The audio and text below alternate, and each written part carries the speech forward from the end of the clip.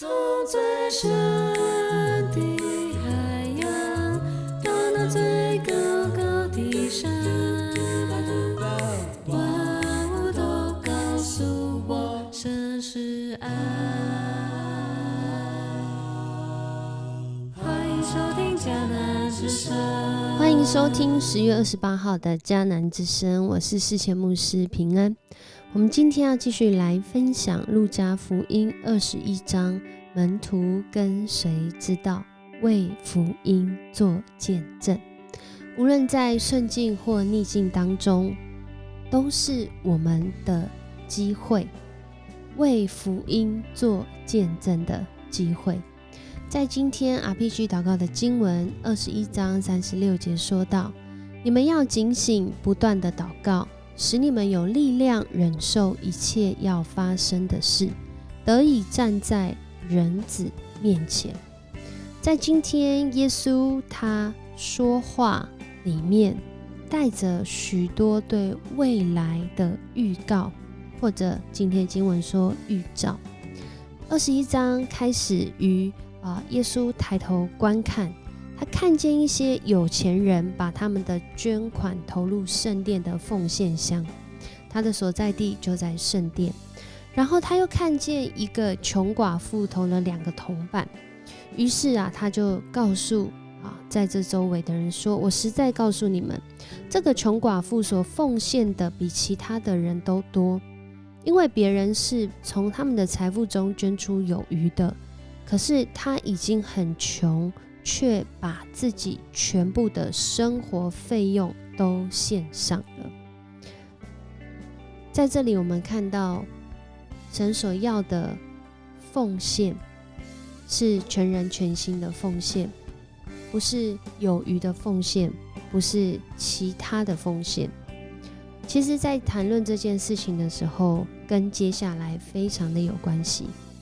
因为在这里有人在谈论圣殿是用怎样精美的石头，可能在当时就是大理石或者是还愿的礼物装饰成的。然而耶稣说，你们看见这一切吗？日子将到，那时候没有一块石头会留在另外一块上面，每一块都要被拆下来。耶稣在讲什么呢？其实就接续人对这个圣殿的期待，以及人认为信仰是建立在什么事情上面。就在这个时候耶稣就讲真正的信仰不是建立在外在的这些建筑物，而是建立在内心的敬虔，是建立在每一天，就是刚刚 RPG 祷告的经文，要让我们常常在主的面前警醒，不断的祷告，让我们在每一天都因着警醒与主建立和好的关系，和谐的关系，所以我们有力量能够去面对一切要发生的事，不管是好事还是坏事。在这里耶稣讲到的，没有一块石头会留在另外一块石头上面，其实他在预告一件事就是将来圣殿再次被毁。我们都知道，在这个以色列人被掳的时候，圣殿第一次被毁，然后他们被掳归回的时候，第二次再次建造出来之后，那个圣殿就是现在耶稣所在的这个圣殿。然而一直到主后的70年，这时候的第二圣殿再一次经历到被毁，罗马帝国亲自毁了这个圣殿，就像这段经文说的，石头没有再留在另外一颗石头上面，就是墙都被打掉了，圣殿被火焚烧了。可是这样的一个想法，对当时的这一群在眼前信仰上帝的人来说，圣殿被毁，这等于就是末日临到。然而耶稣在这里讲，这不是末日临到，这不是说历史的终局快到了，而是当这样的事情发生的时候，我们要当心不要受愚弄因为很多的假先知会在这个时候来说，我就是基督但是不要跟从他们。我们会听到战争跟叛乱的消息但是不用害怕，这些事原本就会发生，它会发生，而且就像我们现在在台湾，在全世界看到的这些处境，一个民族跟另一个民族征战，一个国家攻打另外一个国家，末世要来了吗？其其实我们都不知道。然而在这样的情况中，其实很重要的是，耶稣特别要提醒的是，这是我们为福音做见证的机会。我们不知道什么时候会发生什么事，不是我信主之后我就会一帆风顺，不是我这个信仰我就会平步青云，而是我因着有这个信仰，我每一天警醒，每一天在主的里面祷告，我们能够把握机会为福音做见证。所以在这里耶稣就提醒而且耶稣鼓励他们不用事先考虑怎样为自己申诉，因为耶稣要赐给他们口才跟智慧，使他们的敌人对他们所说的话无法辩驳，甚至会经历到可能是亲朋好友要出卖这群跟随耶稣的人。然而为了主的缘故，我们呢会经历到这些迫害。可是如果没有主的允许，没有一根头发会掉落。而我们在这当中，一位跟随基督的门徒，我们要坚忍，以保全自己的性命。在这里讲到是在讲这个接下来耶稣不仅是讲圣殿被毁，他也在讲面对末后的世代，我们怎么样去看见在这个末后的世代里面，我们要怎么样去生活。而在这里就讲到20节那边其实在讲，就是接下来的圣殿被毁的时候，当你们看见耶路撒冷被敌军围困时，你们就知道它快要被毁灭。这对当时的这些相信上帝的人很难想象怎么可能好不容易建好的圣殿，经过第二圣殿经过了将近600年的时间，竟然要被毁，这是有可能发生的吗？如果它真的发生，是不是就末日临到了？所以耶稣在这里就教导大家也带领大家来认识到，其实遇到这样的事情，或者有很多的解释，有很多的原因，但重要的是我们在这些患难当中，我们如何避开这些患难，我们如何在患难当中忍耐，我们如何在这些挑战甚至困境当中继续根基在信仰的基础上往前走。很重要的是，我们看见这些征兆跟预兆的时候，我们要去辨识上帝的意思，我们要去辨识这个时机点是不是做见证的机会。那时候我们可能会看见，就像现在许多的人因着环境，很多身心的症状，很多人睡不着，很多人吃不下，很多人忧郁症，甚至之前遇到疫情的时候，我们都知道，看见着整个大环境，很多人是失去盼望的。然而因着基督徒他们跟随耶稣的脚踪，他们始终活在人群中，始终为主做见证，始终警醒祷告。就好像我们读过很熟的这段经文，罗马书12章12节说的，如果是在那个盼望中，我们要喜乐，在患难中要忍耐，祷告要恒切，